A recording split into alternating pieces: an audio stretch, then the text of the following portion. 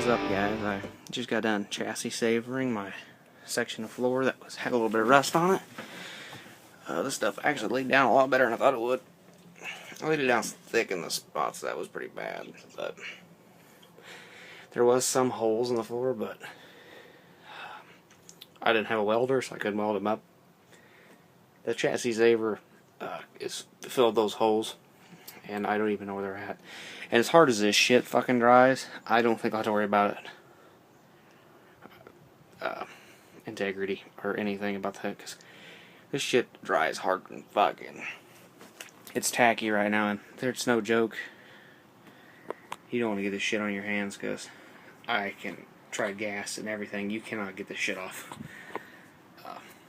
But it'll eventually come off. Yeah, but it's looking pretty good. There's some holes, but they're pretty much filled. I've seen one hole that was big enough, it leaked or ran a little drip down the bottom, but hopefully it'll seal up. And that'll help them holes not get any bigger, because that stuff will be in there and stop that from rusting. I got all around these edges, because they rust out. They're a very common rust spot. I just brushed this on, because this is going to be under my seat carpet. You're not going to be able to see it. I'm not going to go up and do the whole hump. I pretty much leveled it, where I think I'm not going to have any more. Usually it shouldn't have water in it anymore, because my T-tops, I've replaced seals, and that didn't help. Had doors realigned, that didn't help. So yeah, I don't think I'm ever going to be able to get it to stop leaking. But it sets inside, so it really don't matter. Basically, I just did it high enough to where if there's any moisture setting, it'll just set on the chassis saver. So yeah, it's looking good. Catch you on the next update. Thing, when you do buy this, to save it, get their S8 reducer. Magnet Paint's S8 reducer, and then pour a little bit on top of your chassis saver, and then get some like cellophane wrapping and put 2 layers of it, and then close your lid on top of it, because this stuff will harden and that lid will be permanently stuck to that can. See, this stuff doesn't stick to the stuff, so yeah. Right now I'm letting a little pork up, which I dumped in there and got that out. That's just normal odorless mineral spirits, and this stuff does not take that off. The S8 reducer is the only stuff that I have got a little bit out of my brush, which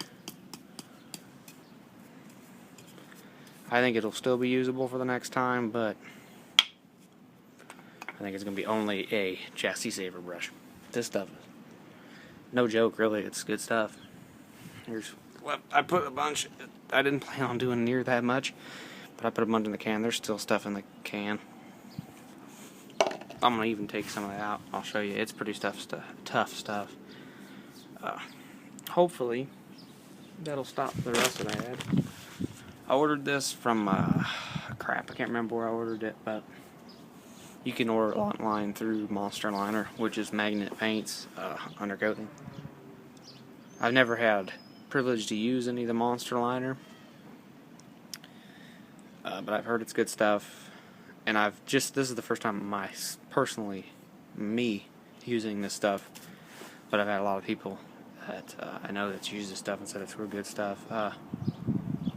Yeah, thanks for watching, and I'll keep you up on the updates. What's up, guys? I thought I'd finally show you what I'm going to be using in the Camaro.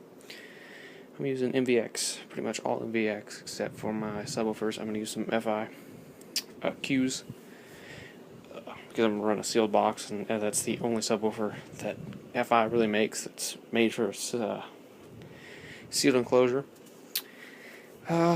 These are 2 JAD 1200 watt, easily putting out more than their rated power, and the FI Qs are 1500 watt RMS rated subs, so I'm pretty sure I won't blow them with these, but the ones I've seen all have benched 1500 watts RMS or more.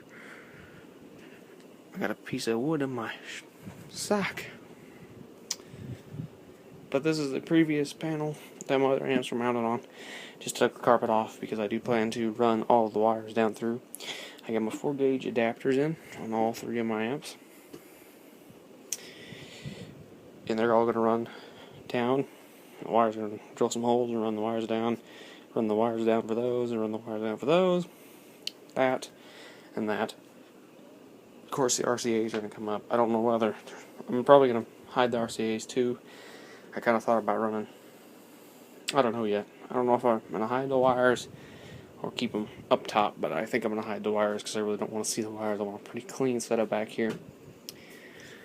I was going to put some LEDs back here, but I don't know. I thought I'd run some, once I get the carpet on, run some LEDs up the side and around the top, and so it gives you kind of a backlit. But I don't know yet.